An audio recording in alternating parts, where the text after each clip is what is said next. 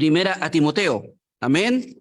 Y vamos a comenzar a hablar hoy, porque vamos a estar un par de domingos más también en esto, hablar acerca de un tema muy importante para la vida de cualquier iglesia, y es comprender la realidad y el peligro de la apostasía. Amén. De la apostasía. Hoy vamos a comenzar a hablar de la apostasía, vamos a estar, si no 2, tal vez 3 domingos hablando de ello, y es un tema que está ahí tomando importancia en la iglesia de Éfeso, porque justamente uno de los problemas coyunturales de los hermanos en Éfeso era justamente el lidiar con la falsa doctrina. Amén. De hecho, la instrucción precisa de Pablo a Timoteo era: anda ahí y diles que ya dejen de enseñar cualquier tipo de doctrina. Entonces, Timoteo llega siendo un joven un poco a frenar el ímpetu de estos falsos maestros que querían introducir falsas enseñanzas. La meta de Pablo con respecto a la misión que Timoteo debe cumplir es la salud de la iglesia. Amén. La salud de la iglesia, porque Pablo quiere que Timoteo entienda, y Dios quiere que nosotros entendamos, que la iglesia no es cualquier cosa. Amén. Es la esposa de Cristo, a la cual nosotros debemos mirar con valor. Por eso es que él dice, cuando de alguna manera enuncia el propósito de la carta, dice: para que si tardo sepas cómo debes conducirte en la casa de Dios, ¿ya? Que es columna y baluarte de la verdad, ¿ya? Ahí nosotros necesitamos entender que Pablo quería que Timoteo aprendiera y también enseñara a cómo los hermanos deben conducirse en la iglesia de Dios. Por eso hay tanta instrucción que concierne a la vida de la iglesia. Amén. Así es que quiera el Señor que nos ayude ahí a aprender a nosotros también. Yo voy a leer del verso 1 al 5, es donde vamos a estar hoy y también la próxima oportunidad. Dice: pero el Espíritu dice claramente que en los postreros tiempos algunos apostatarán de la fe, escuchando a espíritus engañadores y a doctrinas de demonios.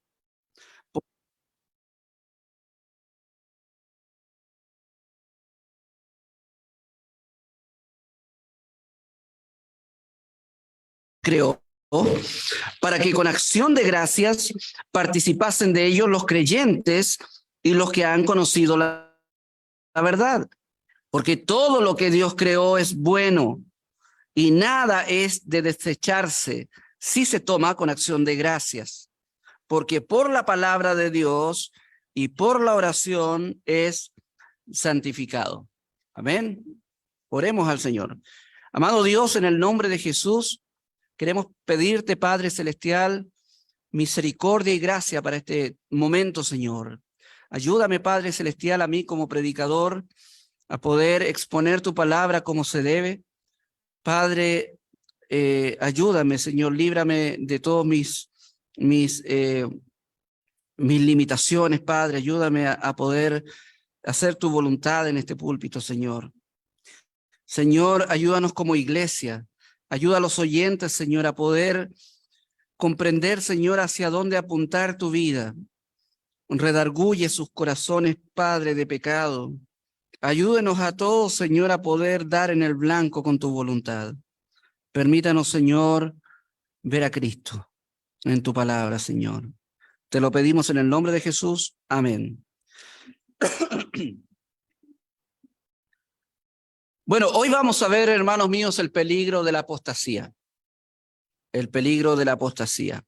Apostasía es una de las palabras raras que se manejan en el cristianismo y que no todos tienen claro qué significa, ¿ya? Pero tiene su significado y tiene su gran relevancia en todo lo que nosotros necesitamos entender, ¿ya? Hoy en día, hermanos míos, hay mucha gente, o muchos casos por lo menos, que nosotros hemos visto de justamente esta práctica de la apostasía. Apostasía es una palabra que significa literalmente apartarse, abandonar la fe, ¿ya? Dejar la fe. Y yo recuerdo hace un tiempo atrás fue muy connotado el caso de un pastor llamado Joshua Harris, que fue muy conocido por tener varios bestsellers en sus escritos, muy consumidos por la gente joven, sobre todo uno de ellos, el más conocido, creo yo, Le dije adiós a las citas amorosas. Fue un pastor que tuvo mucha influencia en el mundo conservador, en el mundo cristiano conservador, pero en un punto de su vida, él renegó de la fe. De hecho, esta semana estuve viendo ahí un libro de Paul David Tripp, ¿cierto?, sobre el ministerio pastoral. Y justamente Joshua Harris hace un buen comentario del libro diciendo, oh, es muy necesario que los pastores leamos esto, puede salvar nuestras vidas, decían. Pero en un punto de su vida, él desertó del cristianismo. Él dijo en una oportunidad a la prensa, he sufrido un cambio masivo con respecto a mi fe en Jesús. ¿Ya? Él escribió, la frase popular para esto es deconstrucción. La frase bíblica es caer. Por todas las medidas que yo tengo, dijo él, para definir a un cristiano, debo decir que yo no soy un cristiano. Y dice también en una oportunidad, también dice, bueno, en la misma entrevista o en la misma declaración, una forma diferente de practicar la fe es lo que yo quiero hacer, ¿ya? Y acerca del cristianismo, él declaró no estar allí ahora. No estar allí ahora.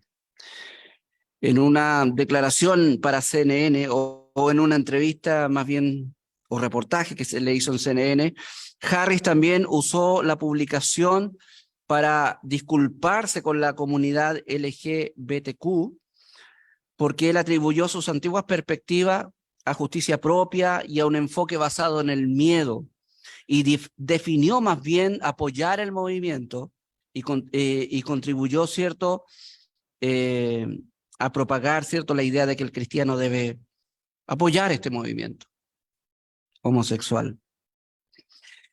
Él, hablando de sus ideas antiguas ahora, dice, todo lo que escribí contribuyó a una cultura de exclusión e intolerancia y he experimentado un cambio y quiero, dice, declarar que ya no soy cristiano. Entonces, es raro en cierta manera, cómo un pastor tan influyente en el mundo cristiano conservador llega al punto de decir, yo ya no soy cristiano y ahora no creo en Jesús. Bueno, eso no es raro, porque la palabra del Señor nos adelanta de que efectivamente va a haber algunos que apostatarán de la fe. Ahora, yo doy gracias al Señor que Pablo dijo algunos y no todos. Pero sí hay una realidad y un peligro, hermanos míos, en medio nuestro de la Iglesia de Cristo, que es la apostasía. Cuando el apóstol Pablo comienza aquí en el capítulo 4 de hablar de la apostasía, del peligro de la apostasía, no lo hace obviamente en desconexión con lo que viene diciendo antes. Pablo viene diciendo ya que la Iglesia de Cristo es columna y baluarte de la verdad. Amén. Es columna y baluarte de la verdad. Esta es una de las pocas veces en que la Biblia define lo que es una iglesia o lo que es la iglesia. ¿Qué es la iglesia? Bueno, aquí hay una definición explícita. Es columna y baluarte de la verdad. No es de una verdad, es de la verdad de forma exclusiva. Esta verdad tiene que ver con lo que Pablo dice también con este gran misterio de la piedad. Este misterio de la piedad no es otra cosa que la verdad del evangelio, que tiene que ver con el Dios hecho hombre. Por eso dice, Dios fue manifestado en carne. En el fondo, la gran verdad del Evangelio es la encarnación del Hijo de Dios para salvación de los pecadores. Esta verdad es la que sostiene todas las demás doctrinas y verdades del Evangelio. Y este Evangelio, esta gran verdad, este gran misterio de la piedad, lo sostiene como columna y baluarte la iglesia. La iglesia. Entonces la iglesia de Cristo, hermanos míos, debe estar no solamente impregnada de la verdad, sino que también debe ser, como Pablo dice ahí, el sostén de la verdad, aquella que enarbola la verdad, aquella que proclama la verdad, aquella que vive la verdad. Porque dice aquí que es un misterio de la piedad, es decir, esta verdad influye en la vida práctica de los creyentes. Por lo tanto, es una verdad que no solamente se vive, sino que no solamente se cree, sino que se vive. La verdad del Evangelio no es una verdad que tú tienes que creer únicamente, sino que vivir. Y de hecho, vivir el Evangelio es lo que hace la diferencia entre la fe genuina y la que no lo es. Por lo tanto, hermanos míos, si tú de alguna manera te precias de ser un verdadero creyente, o como el lenguaje de Pedro lo dice, ¿cierto? Si invocas a aquel que sin acepción de personas juzga según la obra de cada uno, entonces conducíos con temor y temblor todo el tiempo de vuestra peregrinación. Nuestra fe, hermanos míos, no es una fe para creerla solamente. De hecho, cuando habla de la de ser columna y baluarte de la verdad, no está hablando esencialmente de una verdad en particular, independiente de las demás. El Evangelio es una verdad que contiene muchas verdades. A esto le llamamos el cuerpo de doctrinas. Amén. Es decir, cuando la Biblia, los apóstoles sobre todo, hablan de la fe, porque ahí el capítulo 4 dice, algunos apostatarán ¿de qué? De la fe. Y esta fe no es el creer en sí, sino esencialmente es el cuerpo de doctrinas enseñado por los apóstoles. Es el cuerpo de doctrinas enseñado por los apóstoles. Y la palabra del Señor aquí hace un contraste. La iglesia promueve y defiende la verdad sobre Cristo encarnado. Pero hay algo que dice el Espíritu claramente, que respecto de esta gran y preciosa verdad, algunos apostatarán de la fe. Algunos apostatarán de la fe. Y ahí está el peligro de la apostasía, en medio nuestro, en medio de las iglesias de Cristo. Y ahí está el peligro de la apostasía y la realidad de la apostasía. Nosotros cuando hablamos de apostasía pensamos en, qué sé yo, en el evangelio de la prosperidad, por ejemplo, ¿ya? Que como decía la otra vez alguien, ¿cierto? No es ni evangelio ni lleva a la prosperidad, ¿ya?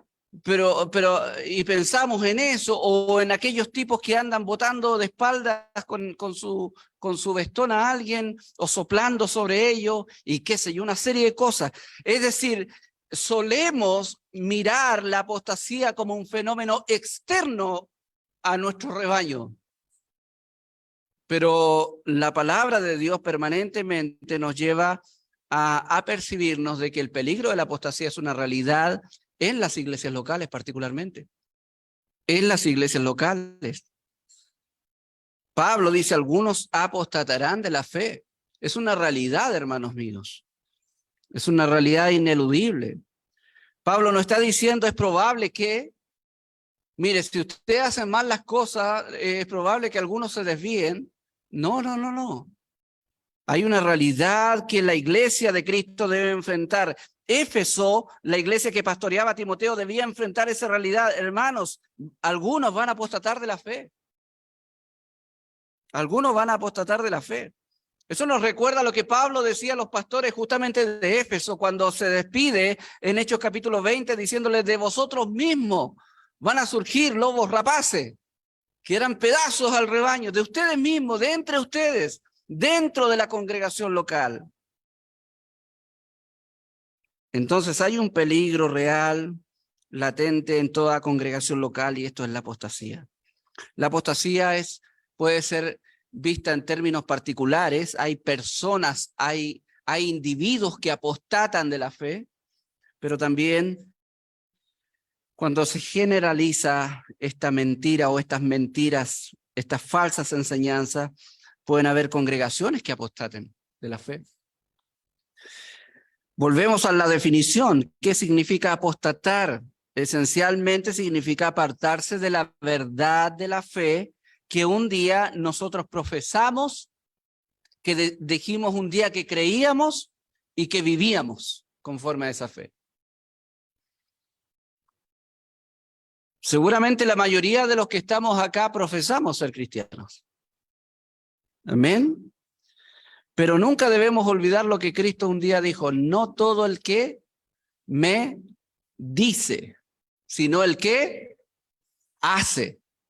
¿Me entiende? Que la genuinidad de la fe de un individuo no debe acreditarse por lo que dice, sino más bien por lo que el individuo hace, porque la fe sin obras es una fe muerta.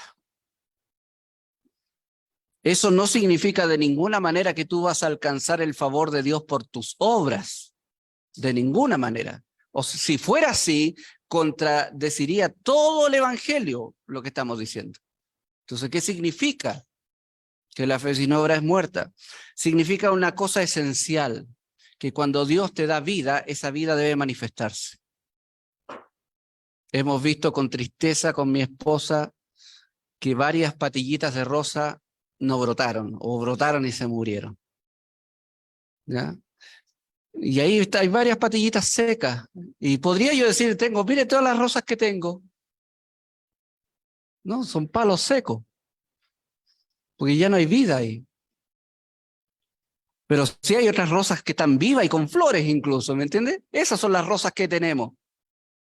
Pero hermano mío, cuando hay una fe genuina hay vida. Vida evidente. Cuando no hay una fe genuina, lo único que hay es una profesión de fe. Un decir que soy. Ahora, obviamente, esto no implica que quienes solamente profesan y no son, puedan de alguna manera experimentar una vida cristiana, entre comillas. Es decir, de alguna manera, la persona que aún siendo inconversa puede llegar al punto de vivir una vida aparentemente cristiana, basado en otra dinámica, sí, no en la dinámica de la vida espiritual. Y la dinámica que más precisamente se ajusta muchas veces la dinámica de la justicia propia, cuyo gran esfuerzo, lo único que está queriendo conseguir es ser una buena persona delante de los demás, pero no un verdadero creyente. La apostasía, hermanos míos, cuando alguien abandona la fe, no está abandonando algo que no conocía. No es alguien que viene a probar de qué están hablando aquí estos tipos y se va porque no le gustó. No, la apostasía está relacionada con gente que ha conocido la verdad. Que ha conocido la verdad. Implica un conocimiento de la verdad, porque ellos, dice la Biblia, dice Pablo, algunos apostatarán, ¿de qué? De la fe, de todo ese contenido doctrinal que una vez creyeron y aceptaron. Algunos se apartarán de la fe, dice, de todo el cuerpo de doctrinas apostólicas, de la verdad del evangelio, de la verdad bíblica, se apartarán. Exactamente lo que dice Judas. Amados, dice él, por la gran solicitud que tenía de escribiros acerca de nuestra común salvación, me ha sido necesario escribiros exhortándoos que contendáis ardientemente por la fe que ha sido una vez dada a los santos. Por eso dice Pablo que la iglesia es baluarte de la verdad. Es algo que defiende la verdad. Y aquí dice Judas en su escrito, dice, no el Iscariote, ¿ya? Dice, contiendan ardientemente, eficazmente por la fe, que una vez fue dada a los santos. Entonces, ¿puede un hombre que ha conocido la verdad del Evangelio, ha vivido un tiempo dentro de esa verdad, realmente apartarse de esa verdad? Sí, sí. Hay ejemplos bíblicos de eso. El gran ejemplo en el Antiguo Testamento, aunque hay varios, es el rey Amasías, por ejemplo, ahí en Segunda de Crónica, que comienza diciendo la Biblia que el rey Amasías, siendo rey de Judá, hizo lo recto delante de los ojos de Dios, pero había un tema y un problema, pero no de todo corazón, dice la Biblia. Entonces, ¿cómo puede hacer, cómo alguien puede hacer lo recto, pero no de todo corazón? ¿Hacia dónde quiere apuntar esa narración bíblica? Bueno, a lo que sigue después. Como sigue después es el hecho de que cuando él iba a ir a la guerra y Dios le dijo no y él no fue y pareciera que va al ritmo de Dios este hombre. Pero en una oportunidad cuando fue a incursionar en términos bélicos de guerra a una parte, la Biblia dice que él se trajo los dioses de allá de esa parte y comenzó a rendir culto a esos dioses. Y versículos más abajo dice, y así Amasías se apartó de Jehová. Que es la misma palabra apostatar. Se apartó del Señor.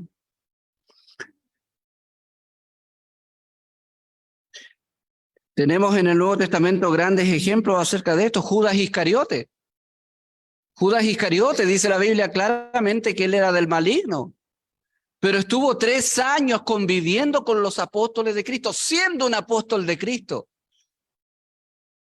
asombrándose con las verdades que el mismo Hijo de Dios enseñaba a sus oídos, disfrutando de la presencia del Dios hecho hombre, perplejo de las maravillas que el Hijo de Dios hacía, los milagros, las sanidades, las enseñanzas. Él mismo experimentó todo aquello, pero finalmente decidió entregar a su maestro. ¿Por qué causa? Porque no era de Dios él. Y abandonó el oficio. Amén. Y otro gran ejemplo lo tenemos en la misma carta de 1 Timoteo, ahí en el capítulo 1. Vaya ahí, por favor. 1 Timoteo, capítulo 1, verso 18, dice lo siguiente. Este mandamiento, hijo Timoteo, te encargo para que conforme a las profecías que se hicieron antes en cuanto a ti, ¿qué dice? Milites por ellas la buena milicia. Timoteo, esta es una batalla. Esta es una batalla espiritual, Timoteo, en donde tú tienes que mantener, primero, ¿qué debía mantener Timoteo? La fe, es el cuerpo de doctrina, ser fiel a la doctrina que Pablo le enseñó. Lo que has oído ante mí, o sea, los que has oído de mí ante muchos testigos, esto encarga también a hombres fieles que sean idóneos para enseñar también a otros. O sea, yo, Pablo, te enseñé, sé fiel con lo que te enseñé, porque es la doctrina de Dios. Entonces, para pelear la buena batalla, la buena milicia, Timoteo debía mantener la fe, debía también mantener una buena conciencia y también debían tener una iglesia sana. Amén. O sea, una fe sana, una conciencia sana y una iglesia sana. ¿Dónde lo inferimos? Verso 20 dice que a estos Himeneo y Alejandro los entregué a Satanás. Está hablando de la disciplina eclesiástica. ¿Me entiende? Y aquí Himeneo y Alejandro son personajes que simplemente apostataron de la fe. Ellos estaban dentro de la fe, ellos profesaban la fe, ellos creían lo que decían creer, pero de pronto dice que, verso 19, naufragaron. ¿Sabe lo que es naufragar, cierto? Usted vio el náufrago, ¿cierto? Se me olvidó el nombre del actor. Pero ahí, abandonado a la deriva, como dice el apóstol también, a merced de las olas, de todo viento de doctrina, naufragaron en cuanto a la fe. Pero el cristiano, el creyente debe estar sosteniendo su vida ahí en la fe, en la doctrina, en la palabra del Señor. Hermano mío, usted debe ser diligente en sostener su fe, su vida en la palabra de Dios, no en costumbres evangélicas, porque hay gente en medio de las iglesias que se han acostumbrado a ser evangélicos.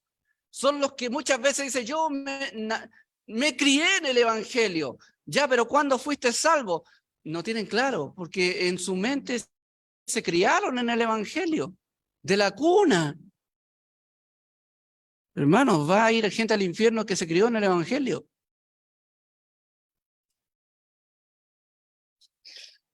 El Señor Jesucristo le dijo a los religiosos de su tiempo, ustedes si no se arrepienten van a perecer igualmente. Tú vas a ir toda la vida a la iglesia, pero a menos que te arrepientas de tus pecados y confieses a Cristo como Señor, tú te vas a perder. Y ahí está la gente en medio de las iglesias y después se van. Y ahí está el malentendimiento de muchos. Dicen muchos, pierden la salvación. No, no pierden la salvación. Es que nunca fueron salvos. Eso es la apostasía. Ellos profesaban la fe del evangelio, pero no vivían el evangelio. Dígame, ¿Judas Iscariote vivía el evangelio? No. ¿Se acuerda cuando, lo comentábamos la otra vez, cierto? ¿Se acuerda cuando dijo Judas, ¡qué derroche! Cuando quebraron ahí el frasco de alabastro, creo, y el perfume. ¡Qué derroche! Eso podríamos habérselo dado a los pobres. Misericordioso, ¿cierto, Judas? ¿Pero qué dice el escritor ahí? Pero esto lo decía no porque tuviera cuidado de los pobres, sino que porque él manejaba la bolsa y se quedaba con dinero. ¿Me entiende? Eso es. Y ahí hacemos la pregunta, ¿Judas vivía el evangelio? No. Pero estaba ahí, pues. Hablaba el mismo lenguaje, hacía las mismas cosas, capaz que haya hasta echado fuera demonios por ahí. Tenía toda una vivencia, pero no era del Señor. Es como dice Juan en su primera carta, ellos salieron de nosotros porque no eran de nosotros, dice. Porque si hubieran ellos sido de nosotros, ¿qué dice? Habrían permanecido con nosotros. Y ahí dice algo importante. Pero salieron de nosotros para que nosotros nos demos cuenta de que no todos son de nosotros. Hebreos capítulo 6, el escritor de Hebreos nos habla también de la apostasía. Hermanos, es algo que debe ser tomado con seriedad por nuestra iglesia, porque en medio de nuestra iglesia pueden haber personas creyendo que son, pero no lo son. Y quiera el Señor otorgar a sus vidas convicción de pecado para perdón de sus vidas.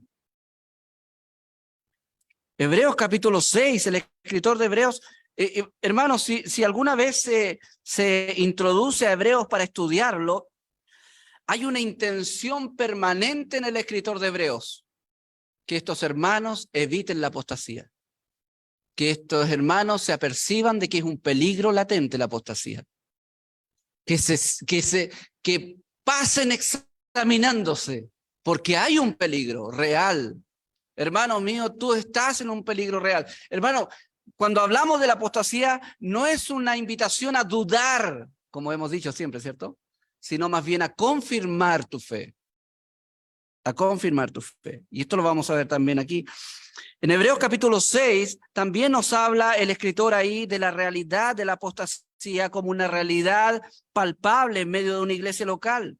Capítulo 6, en el verso 4 en adelante, dice: porque es imposible que los que una vez fueron iluminados y gustaron del don celestial y fueron hechos partícipes del Espíritu Santo y asimismo gustaron de la buena palabra de Dios y gustaron de los poderes del siglo venidero y recayeron.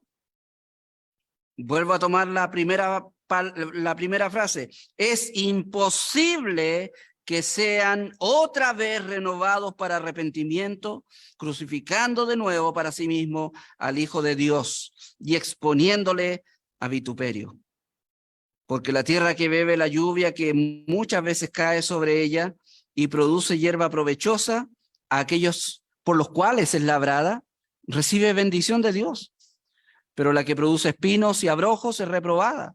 Está próxima a ser maldecida y su fin es ser quemada. Hermanos míos, este texto es demasiado importante para que nosotros entendamos correctamente la apostasía. Aquí tenemos individuos, personas que recibieron los beneficios de la fe del Evangelio, pero no respondieron con obediencia genuina al Evangelio. Y vuelvo a repetir, debido al mal entendimiento de textos como esto, muchos han llegado a la conclusión de que la salvación se puede perder. Pero hermanos míos, el texto no está lidiando con el hecho de que la salvación se pierde o no. En toda la Biblia, o por toda la Biblia, podemos inferir que la salvación es segura. Es segura. Cristo lo anunció de esta manera. Que sus ovejas estamos en sus manos, ¿cierto? Dice, nadie las arrebatará de mi mano. Nadie. O nada nos separará del amor de Cristo. ¿Entiendes? ¿Qué palabra con más seguridad? Entonces, ¿qué pasa con estas personas que dice Hebreos que gustaron de estas cosas, pero recayeron y ya no hay más oportunidad? ¿Qué pasa? Bueno, estas personas, como dije, recibieron los beneficios de la fe. En el verso 4 del capítulo 6 de Hebreos lo dice. ¿Qué beneficios recibieron? Bueno, ahí dice, una vez fueron iluminados, por ejemplo. Fueron iluminados. ¿Qué significa esto? Que ellos conocieron el Evangelio. Ellos conocieron el Evangelio. Ellos recibieron las verdades doctrinales que enseñaban los apóstoles. Y no solo eso, ellos manifestaron creer esas verdades. ¿Ya? Y más encima, vivieron un lapso de su vida viviendo, entre comillas, a la luz de esas verdades. Y seguramente a lo mejor usted tiene algún testimonio también, pero yo recuerdo personas, tengo en mi mente en este momento personas que una vez estuvieron al 100 con el Señor. Y hoy día simplemente niegan al Señor. Entonces, ¿cómo una persona puede llegar de un punto de un fervor espiritual por ciertas verdades bíblicas al punto de una frialdad atea? Es esto, es la apostasía. Es la apostasía. Pero hermano, yo insisto, no debemos mirar la apostasía como un fenómeno lejos de nosotros, sino como una realidad dentro de las iglesias locales que nosotros debemos estar apercibidos y también orientados por el Espíritu Santo a cómo actuar con esto y cómo entenderla. Entonces, hermanos míos, ellos fueron iluminados. Estas personas son iluminadas por el Señor. Ahora, ¿es raro que una persona que reciba la luz del Señor simplemente termine rechazando a ese Señor? No es raro. La palabra del Señor lo avala. Mire lo que dice Juan, el Evangelio de Juan capítulo 1, versículos 9. Dice, aquella luz verdadera, ¿de quién está hablando? De Cristo. Esa luz verdadera que alumbra a todo hombre. ¿A quién alumbra Cristo? A todo hombre. Es consistente con lo que Pablo dice a Tito. Dice que la gracia de Dios se ha manifestado para salvación, se ha manifestado a todos los hombres.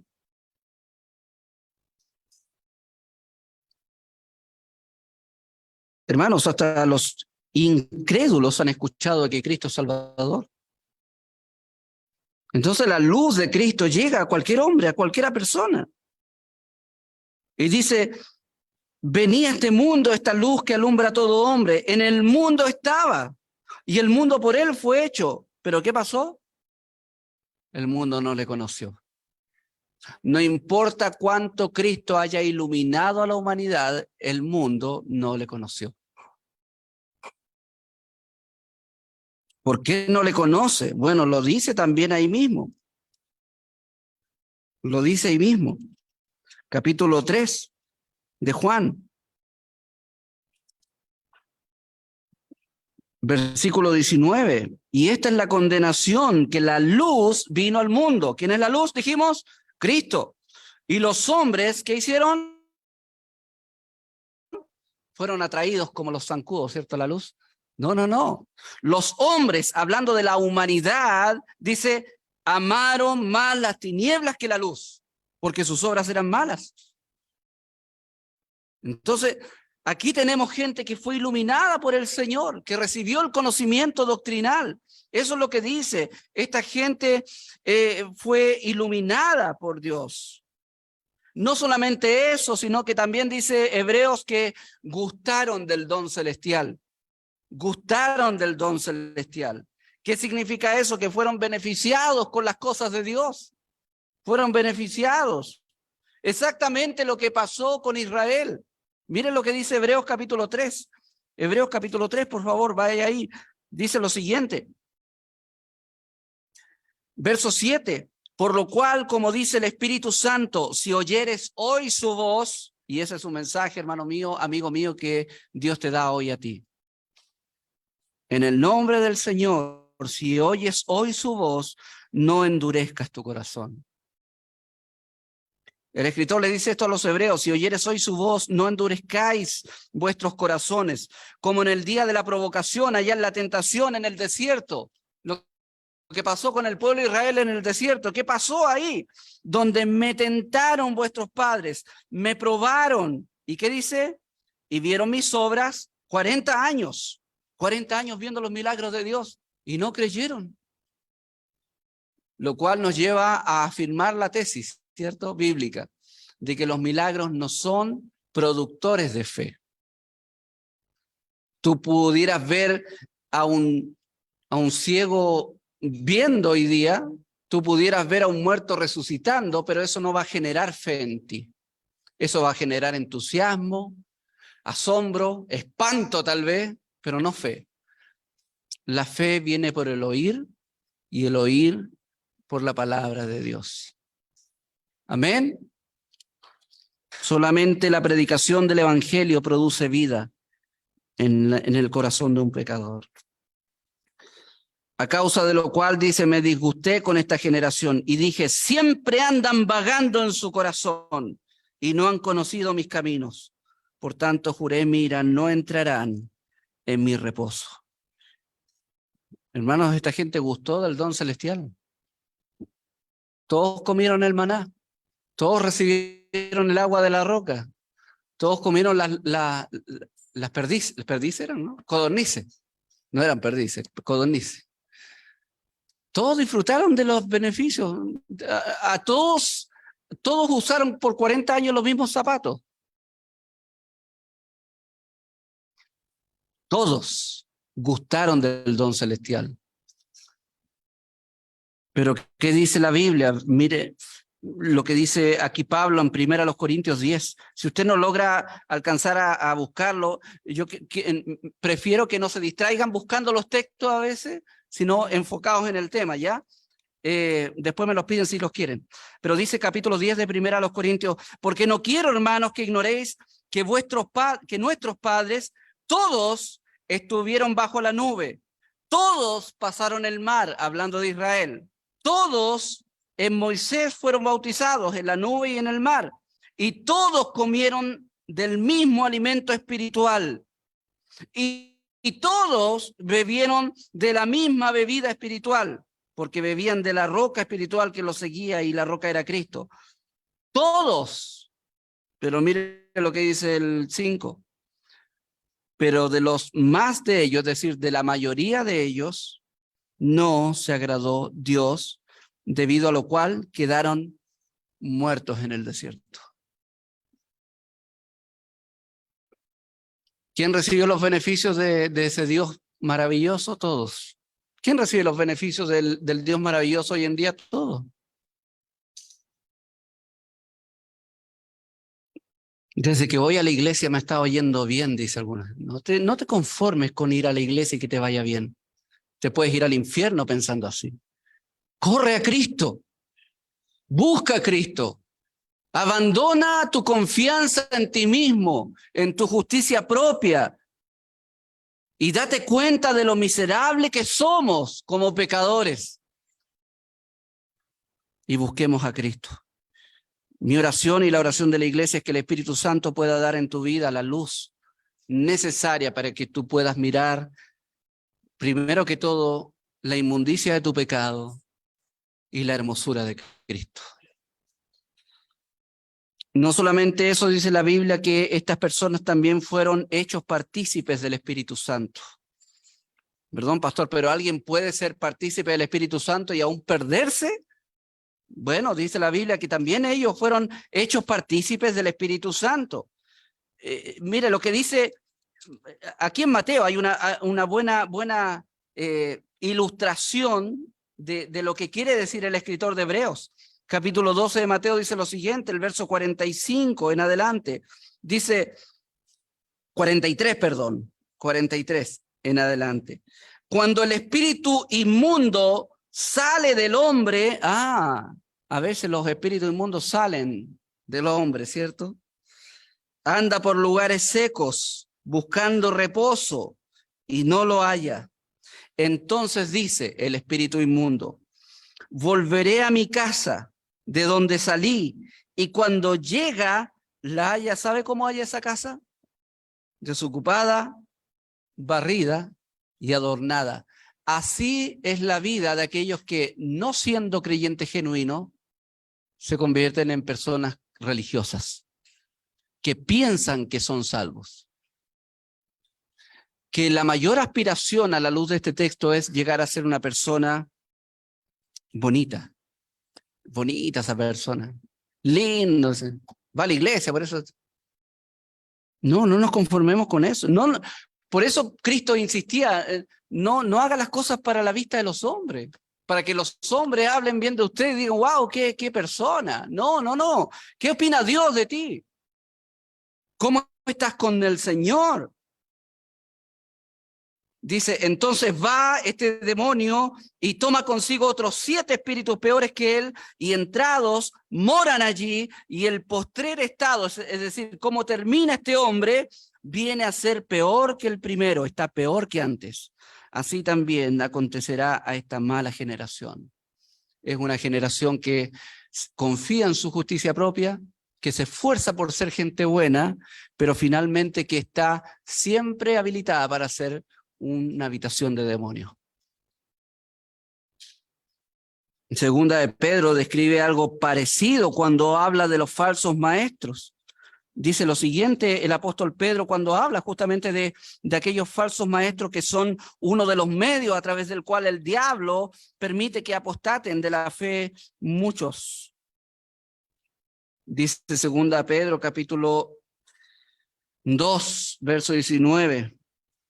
Estos falsos maestros les prometen libertad, pero son ellos mismos esclavos de corrupción, porque el que es vencido por alguno es hecho esclavo del que lo venció. Y ciertamente, si habiéndose ellos escapado de las contaminaciones del mundo, ¿por qué?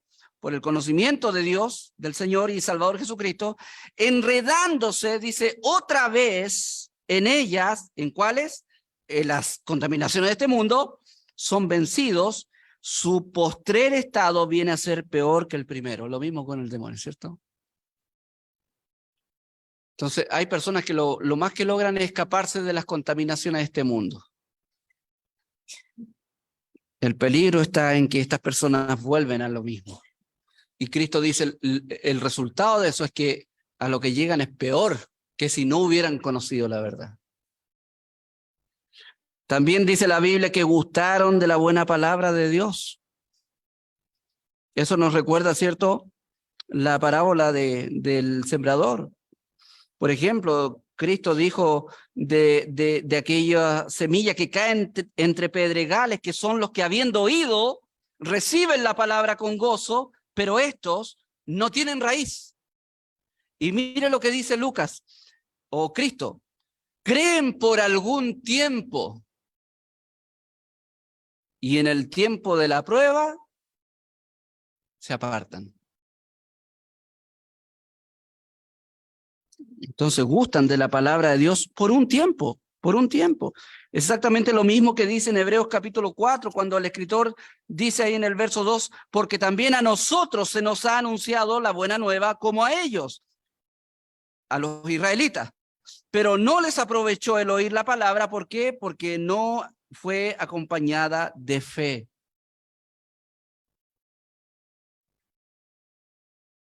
No les aprovechó la palabra. Hay gente que está en la iglesia por años, pero no le aprovecha la palabra, porque no es acompañada por fe. ¿Es posible esto? Claro que sí, claro que sí. También esta gente gustó de los poderes del siglo venidero. ¿Cuántos comieron de los panes y los peces multiplicados? Más de 5.000 hombres. Como 15.000 personas más o menos. ¿Siguieron todos a Jesús fervientemente? ¿Sabe con cuánto se quedó Jesús finalmente después que miles y miles y miles lo siguieron en su ministerio? 120 personas en el aposento alto, en Pentecostés. Malo el negocio, ¿cierto? Dirían hoy día los mercaderes de la religión. Malo el negocio. No, no, no, no, no. No. Incluso a los apóstoles, Cristo les dijo, ¿ustedes se quieren ir también? No, no, no, no, no. Dijo Pedro, Señor, ¿a quién iremos nosotros? Y mire lo que dice, solo tú tienes palabras de vida eterna. Solo tú. No tenemos dónde más ir, Señor. Solo tú, Señor. Entonces, estas personas, hermanos míos, no es que perdieron la salvación como muchos concluyen, sino que a pesar de que recibieron beneficios de la fe cristiana, ellos nunca fueron nacidos de nuevo. Nunca fueron regenerados. Nunca fueron verdaderos hijos de Dios. Por eso cayeron. Por eso cayeron. 7 veces cae el justo, dice la Biblia. ¿Qué dice? Pero siempre el Señor lo levanta. Amén. Un creyente se caracteriza por eso, no por no caer, sino por perseverar, porque Dios lo preserva. Pero el apóstata cae y nunca más se levanta. ¿Por qué? Porque no le quedan fuerza. Mire lo que dice Dios en Hebreos. Mire la palabra que ocupa. Es imposible, hermano, que los que una vez fueron iluminados y disfrutaron todo esto, es imposible que cuando caigan sean levantados de nuevo. ¡Wow! ¿Nota lo serio que es la apostasía? Dios no provee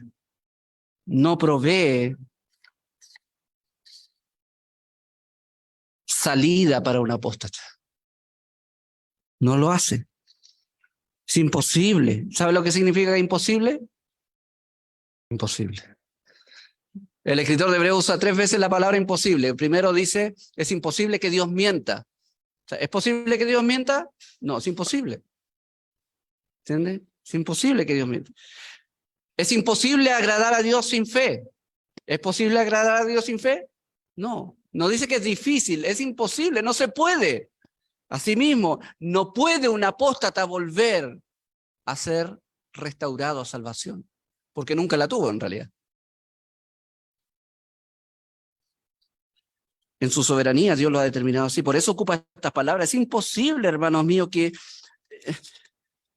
Por eso dice el segundo estado es peor que el primero, porque mejor no hubieran conocido el camino de la fe, que después conociéndolo recaigan. No, no, no. John Owen, hablando de la apostasía, destacó 6 razones por las cuales muchas personas abandonan las doctrinas del Evangelio.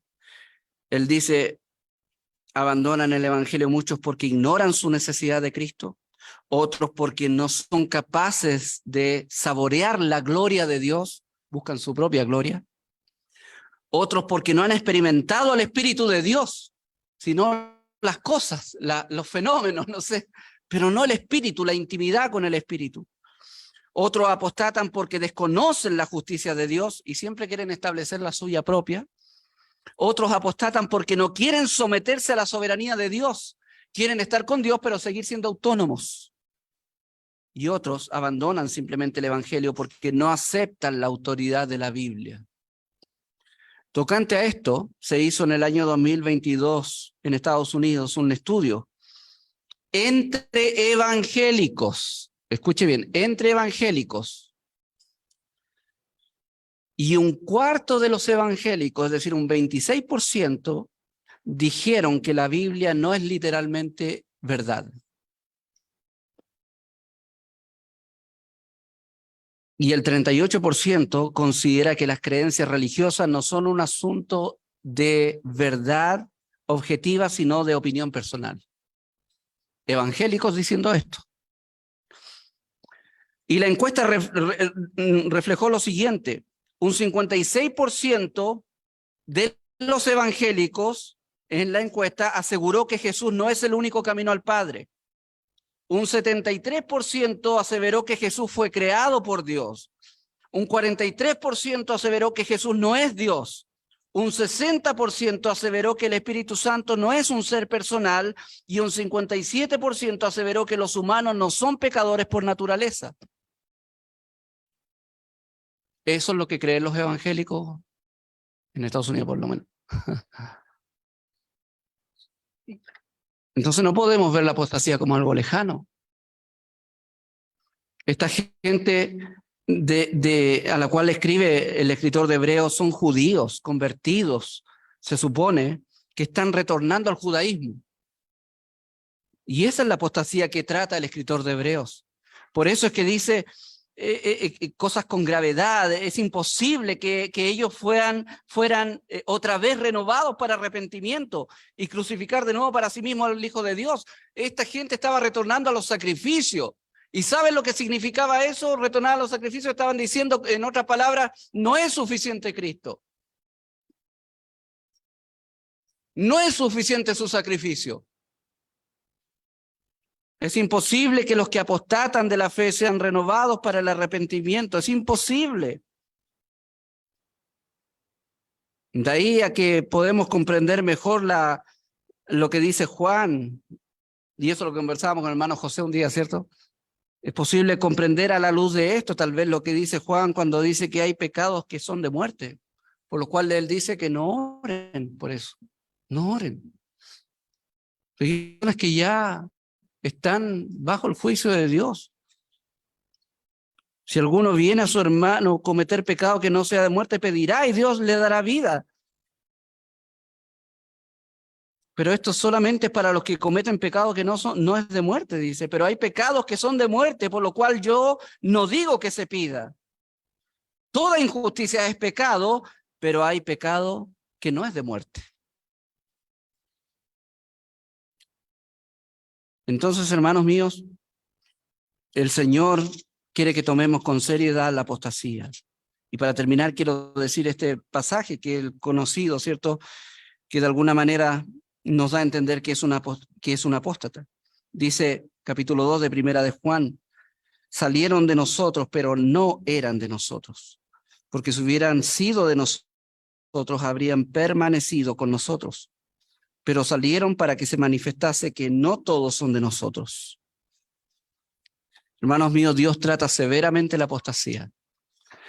Y es sobre la apostasía, y en ese contexto es cuando Pablo dice, pero hermanos, el que piense que está firme, mire que no caiga.